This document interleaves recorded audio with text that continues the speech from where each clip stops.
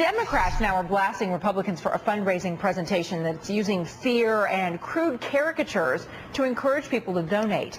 This page was part of an RNC PowerPoint presentation left behind at a Florida hotel last month, obtained by Politico. You've probably seen the picture of President Obama before, the one of him as the Joker from the Batman movie. Well, House Speaker Nancy Pelosi is cast as Cruella de Vil of 101 Dalmatians fame. And finally, Senate Majority Leader Harry Reid compared to Scooby-Doo. They call this the evil empire. The presentation was delivered by Republican National Committee Finance Director Rob Bickert to top donors in Florida. Now the RNC says it does not condone the language. In fact, RNC Communications Director Doug Heye joins me now. Are you embarrassed by this?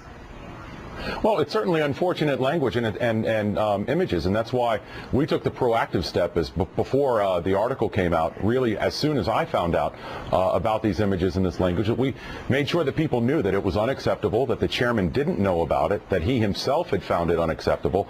And the real reason they're contested is because Michael Steele has experienced this personally. Steny Hoyer said that he was slavish. Nobody called for his resignation then. Tom Miller, the president of the Maryland State Senate, said that he was Uncle Tom. Yeah. Those are unfortunate things, and Michael Steele knows these slings and arrows personally, and that's why he was upset about it. And that's why we made sure that this was over and done with as quickly as possible. Yeah, in fact, Doug, you point out that often it is controversial, the tactics that are used in fundraising, and Democrats are not without blame in using similar tactics when they were trying to raise money while George W. Bush was in the White House. But this was a presentation delivered to donors, we understand, by the RNC's finance director, Rob Bickert. And what might be particularly interesting, I mean, the Politico characterizes it as displaying an air of disdain for the party's donors, usually confined to barroom conversations of political operatives. Is there a way that you have to use sort of underhanded tactics if you want people to have a visceral reaction and to give money? Is this part of politics as we see it in this day and age?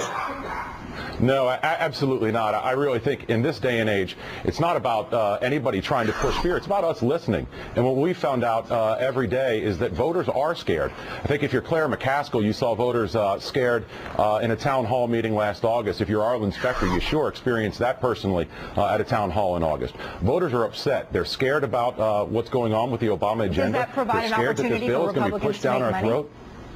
Well, absolutely. We're going to talk about these issues and raise money so we can be competitive and fund victory programs in key states. But, you know, again, these images were unacceptable. The chairman found them to be. I sure wish Democrats would say the same thing when Dick Cheney's cast as Darth Vader, a real villain in my youth. Eric Cantor's cast as Dr. No, the old James Bond villain. If these things are out of line, and we think they ought to be out of line for everybody. That's why we put a stop to it. It's a strong stand on those images themselves. Let me ask you about another part of the presentation.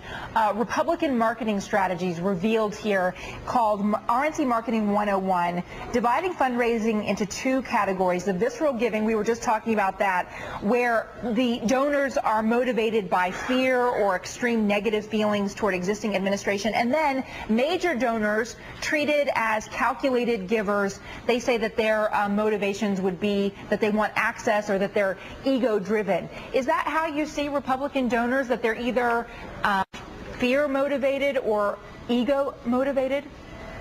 No, we know that they're motivated to do what's best for their country as they see fit and donate to the Republican Party to elect Republican candidates. But and Doug, this was the finance director giving this presentation.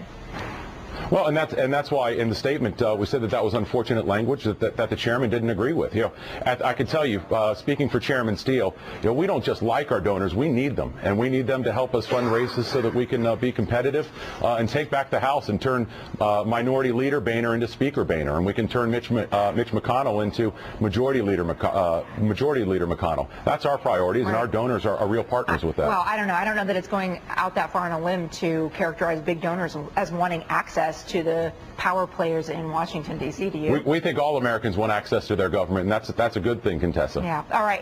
Hey, Doug, I really appreciate that you spent some time today explaining the RNC's take. Anytime. It's good to see you again. Nice to see you, too.